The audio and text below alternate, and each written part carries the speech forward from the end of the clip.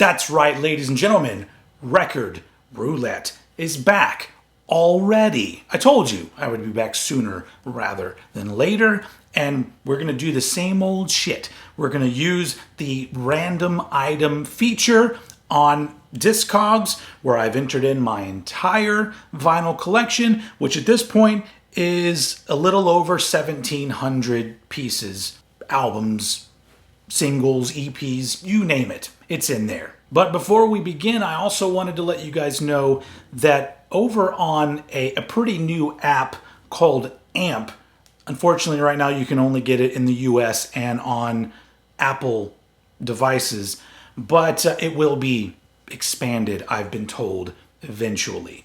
But if you meet both of those qualifications, you can download this app and you can listen to people like me doing radio shows where we talk and play music. And I do 3 shows a week at this point, and I have an absolute blast. But one of them that I do is on Tuesday nights at 7 p.m. Central, and it is literally the radio show version of Record Roulette, meaning that I hit random item in my Discogs collection, whatever comes up, I choose a song and I build an hour-long playlist out of that. So if you're interested, if you click down on the video description and click my link tree, you'll see Old Head Radio Show in there, and you can go download the app or whatever. But yeah, aside from doing the YouTube stuff, this is the most fun that I'm having is over here on AMP doing radio shows, which is really what I've always wanted to do. I mean, and unfortunately I can't do it here because shit gets blocked all the fucking time. But never mind that now, we have work to do. You all know how this works, everybody. Let's go ahead and do it. I'm recording my screen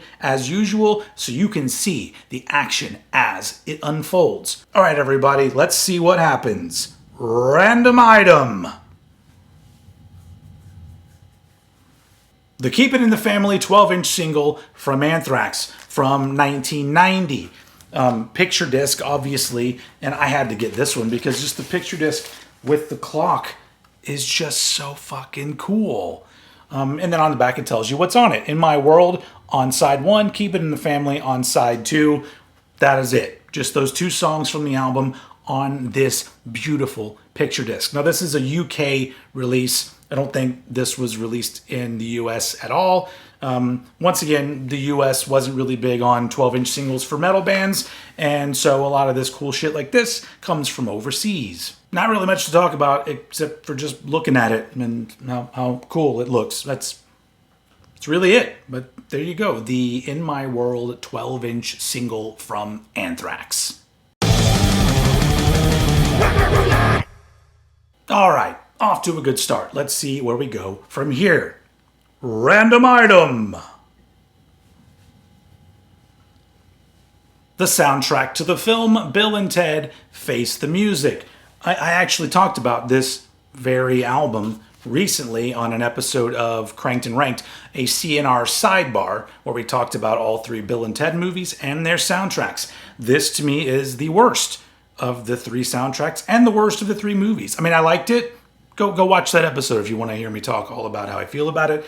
But I think the biggest thing for me is that most of the stuff that's on here barely passes for rock music. But you do have Mastodon and Lamb of God. The Weezer song's pretty good, but the rest of it is literally just this sort of middle of the road, like Imagine Dragons style, like that passes for rock music, but I guess they're trying to appeal to people of the era and okay. But also it wraps up with the pretty amusing song, That Which Binds Us Through Time, the chemical, physical, and biological nature of love, an exploration of the meaning of meaning, part 1. And it's from the movie, but pretty funny. Anyway, it's also a colored vinyl, a nice colored one. The pressing is awful.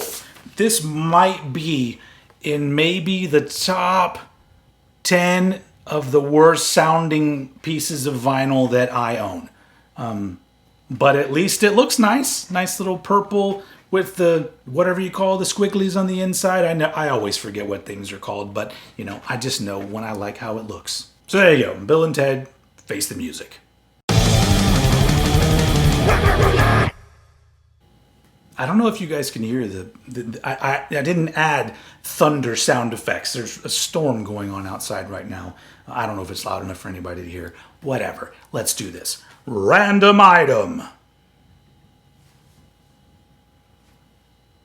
Look at that. Something new. This is perhaps the newest thing that I've talked about on an episode of Record Roulette. Frenzalrom's newest album, The Cup of Pestilence, came out in like April of this year, just not very long ago. Skate punk band from Australia. They've done, I don't know, what is this, 15? A lot of albums.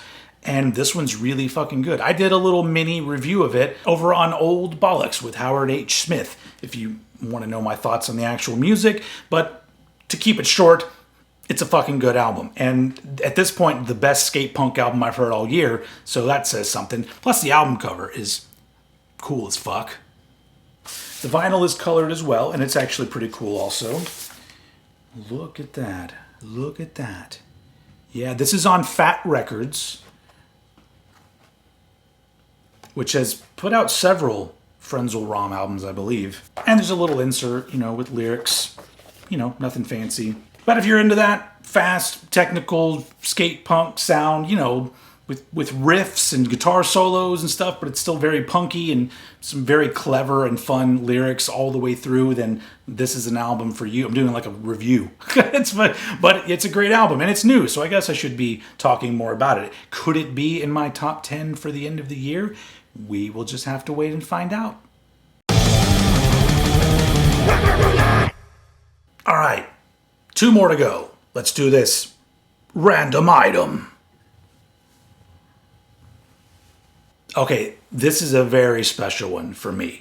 The first album from the California punk band, also skate punk, Screw 32, Unresolved Childhood Issues. This came out in 1995 and was one of only 2 albums that Screw 32 put out before they split up, and they haven't done anything since. I remember for a little while, several years ago, there was a little bit of activity with the vocalist saying he was going to put together a version of Screw 32, but I heard nothing else after that. But this is one of my favorite punk albums of the 90s. This is so much energy, and I like the fact that it is a skate punk album, but there's a hardcore element in it as well. It is fast and energetic and just balls out for the entire fucking album. It's on Wingnut Records, which I don't think I know anything else on Wingnut, but here's the inner sleeve with pictures of the dudes and then, lyrics. And this one's nothing fancy. It's just a black vinyl, Screw 32 on that side, and a picture on that side. But yeah, both of the Screw 32 albums are fucking amazing. They're also a little bit different from each other. It gives you kind of a different vibe with each album while still being in the same vein of that skate punk hardcore-y kind of stuff. But yeah, I absolutely love this album and I never get tired of it. I mean, both of their albums are so important to me that when I did my 20 favorite bands of all time, if I had lowered the criteria to they could be a band that put out only 2 albums, these guys are a contender for top 20. I love them and I love this album. All right, last one, folks. Let's wrap this up in a big way. All right, Discogs, don't let me down. Random item. Yes. Can you tell me what's the band called? I love that is like the best death metal logo because it's like, what the fuck is that? The band is called Undeath, and this is their second album entitled It's Time to Rise from the Grave. Undeath are a death metal band from New York, and this album came out in 2022. It's their most recent album, and it's fucking great. There are the guys on the back. Prosthetic Records put this one out. They put out a lot of good shit. I'm really getting into all of the bands doing the old school death metal sound. Something about it has just clicked with me over the past year or so, and I'm just enjoying the fuck out of it. I don't care if it is 500 different bands who all kind of sound similar. If they all kind of sound like the sound that I want, I'm on board. You got my money. This is a 2022 pressing, and that is a very nice looking record right there. I don't even want to do. I just want to look at this for a little while. There's also a little insert here with whatever that is, chandelier, and some lyrics.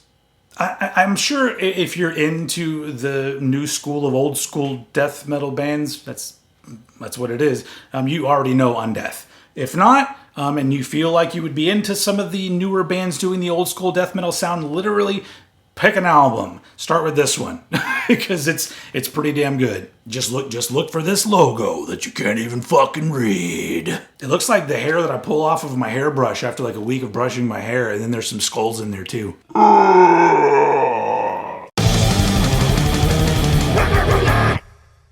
All right, ladies and gentlemen, another episode of Record Roulette has come and now must go. Thank you very much for being here. Like I said, go down to the description of the video, click on my link tree, follow me on all the things if you're not following me on all the things, because I post, I don't overpost. I'm not one of those people, but I post a lot of stuff. And then you'll see links to AMP, where I do my radio shows, and I would love for you guys to be there. Honestly, we're trying to build the metal community over there on AMP because there's a good number of us, but not as much, because as you all know, metal is not the huge popular genre that it once was. So the more, the merrier. Okay, that's all I got. No more of a fucking commercial. Thank you very much for being here, and I will see you all again very soon.